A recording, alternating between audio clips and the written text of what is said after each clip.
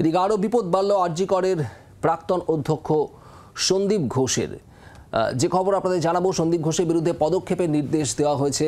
পদক্ষেপের নির্দেশ মানবাধিকার কমিশনের। আরজি করে দেহ পাচারের অভিযোগে তৎপর কমিশন। মর্গ থেকে সেমিনারে দেহ পাচারের অভিযোগ ওঠে। প্রাক্তন অধ্যক্ষ সন্দীপ ঘোষের বিরুদ্ধে পদক্ষেপের নির্দেশ রাজ্য মানবাধিকার কমিশনের।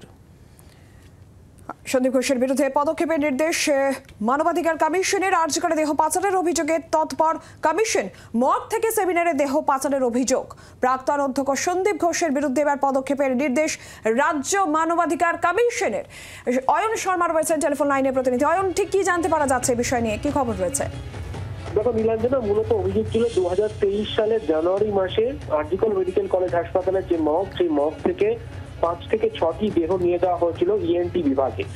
সেই ইএনটি বিভাগে নিয়ে গিয়ে এন্ডোস্কোপির মাধ্যমে সাইনাস সার্জারি করা হয়েছিল। যারা ইএনটি বিভাগে ডাক্তারি পড়ুয়ারা ছিলেন, তারা যাতে সাইনাস সার্জারি শিখতে পারেন, সেই কারণের জন্য ইএনটি বিভাগের তৎকালীন বিভাগীয় প্রধান যিনি ছিলেন, তিনি এই দেহ নিয়ে গিয়েছিলেন। তোমাকে বলে রাখি, নাম তার ইন্দ্রনাথ কুন্ডু। ইএনটি বিভাগের তৎকালীন বিভাগীয় প্রধান ছিলেন আরজি কর মেডিকেল কলেজ হাসপাতালের।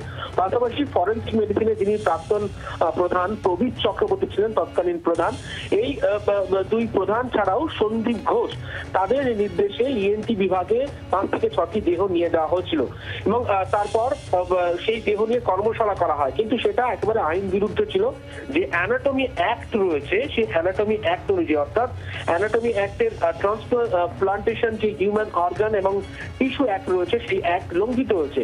এরপরে রাজ্য মানবাধিকার কমিশনের তরফ থেকে স্বতঃপ্রণোদিতভাবে মামলা রুজু হয়। সেই মামলার পরিপ্রেক্ষিতে ইতিমধ্যেই মানবাধিকার কমিশনের তরফ থেকে যেমনটা নির্দেশ দেওয়া হয়েছে, আরজি কর মেডিকেল কলেজ হাসপাতালের প্রাক্তন অধ্যক্ষ সন্দীপ ঘোষ, তার বিরুদ্ধে ডিপার্টমেন্টাল প্রসিডিং শুরু করতে হবে। পাশাপাশি ফরেনসিক বিভাগের তৎকালীন বিভাগীয় প্রধান প্রবীর চক্রবর্তী, ডক্টর প্রবীর চক্রবর্তীর বিরুদ্ধে ডিপার্টমেন্টাল প্রসিডিং স্টার্ট করতে হবে।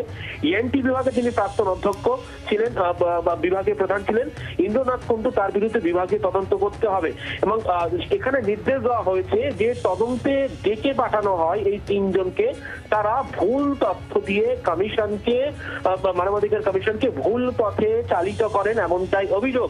সেই পরিপ্রেক্ষিতে রাজ্যের মুখ্য সচিবকে বলা হচ্ছে, যে নির্দেশ দেওয়া হচ্ছে এই 3 জনের বিরুদ্ধে 3 মাসের মধ্যে কি ব্যবস্থা নেওয়া হয়েছে তার রিপোর্ট কমিশনকে পাঠাতে হবে।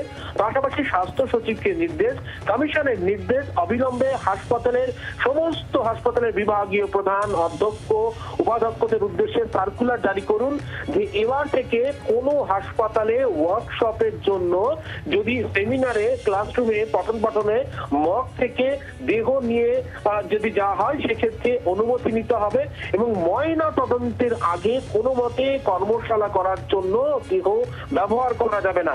এই মর্মে একেবারে সরাসরি মুখ্য সচিবকে নির্দেশ পাঠানো রাষ্ট্র মানবাধিকার কমিশন। পাশাপাশি স্বাস্থ্য সচিবকে এমনই নির্দেশ দেওয়া হয়েছে যে এবার থেকে নির্দেশিকা জারি করা হোক, যেন ময়না তদন্তের আগে দেহ নিয়ে কোনোভাবে কোনো কর্মশালা না হয় কোনো মেডিকেল কলেজে।